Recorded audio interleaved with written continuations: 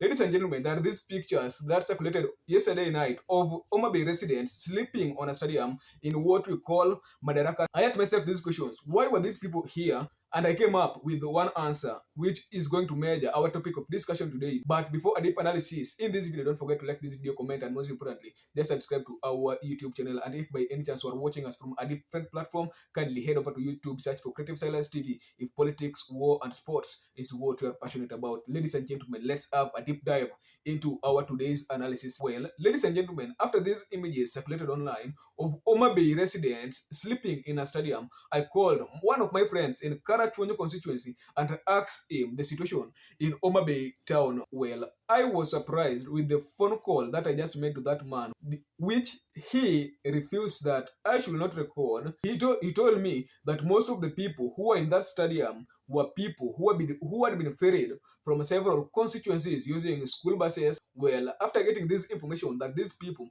were being ferried to Raila Odinga Stadium, I asked myself, what might have led to these people allowing themselves to be ferried, knowing very well that they are going to sleep in the cold night?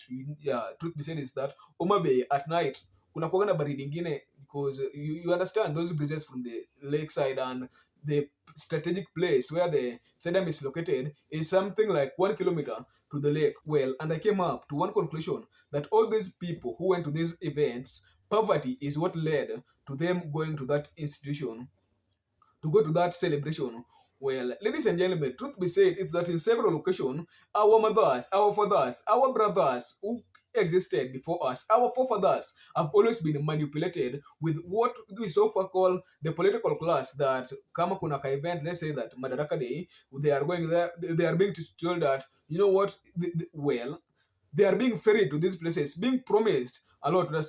If you go there before, there are always some conditions that if you go there before this and this time, you and be among the people who are being registered there, I think that utapewa kitu. So the poverty is the main thing, because truth be said is that in several locations we have had our mothers whenever where there's a politicians wanakaa hapo ndani, they are being paid with, they are queuing lines from morning to evening ili wapate tu one gorogoro ya mahindi, ili wapate tu one bag of what they call the wheat flour. That's in the name of politician, worshipping these politicians in the sake of having the good in the sake of these politicians helping them in feeding their family. To justify my point, why poverty is the main thing why these people attended this event and slept in the cold, is yesterday I also watched another video of Farouk Bet, who was parading the Western leaders. Just imagine a leader, elected Western leaders, just to dance for him. Ladies and gentlemen, I think here are some of the clips.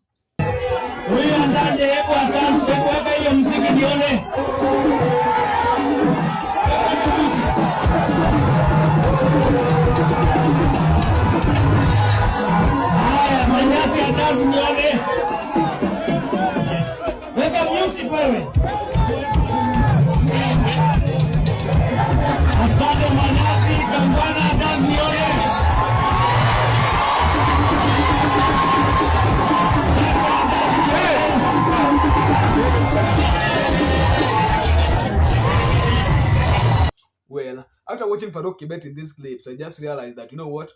The main problem that we have as people from western part of Kenya, as Kenyans, is poverty. And if by any chance we can get a good leader who can eradicate us from poverty through empowerment, I think that most of those people could have not gone there. Most of these MPs that I just see, that most of these MPs and MCS that I just saw, the Farouk Kibet and walainisha hapo dance, I think hiyo kitu haingefanyika. Mbona wanamdance? Ndio amejua immediately after dancing, after concurring with Farouk Kibet, lazima kitu ingeingia. So poverty is the key thing that made most of those people lie there, and Farouk Kibet is also using his money and power to manipulate a lot of a lot of people in this country, just to make sure that all things are possible on his side, because money is everything. Money and power is everything in 254. Anyway, guys, let me know your own thoughts in the comment section. Why do you think that these people might have slept in the cold, but which was not for Madarakam, but just to make sure that Kenyans wamepata information at last. I was your host Silas. Till next video, let me know where you are watching us from, if in case you are in the Republic or outside the Republic. At last.